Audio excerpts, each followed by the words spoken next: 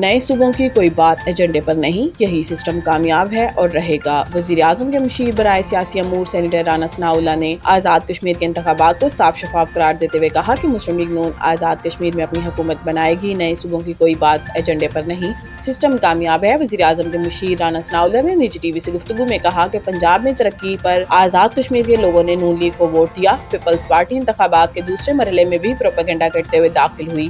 امید ہے کہ آزاد کشمیر انتخابات کے اگلے مرحلے میں 10 نشستوں میں 7 ہم جیت جائیں گے۔ آزاد کشمیر انتخابات کے تیسرے مرحلے کے بعد پیپلز پارٹی نتائج کو تسلیم کر لے گی۔ انہوں نے کہا کہ بلاول بھٹو کو اچھی طرح معلوم ہے کہ یہ الیکشن فری اینڈ فیئر ہوئے ہیں۔